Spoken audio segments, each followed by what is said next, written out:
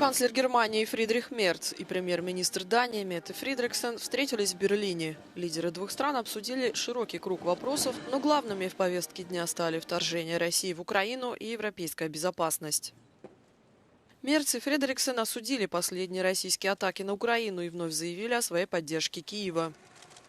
Они также говорили о необходимости укрепления обороны на фоне российской угрозы для всего континента.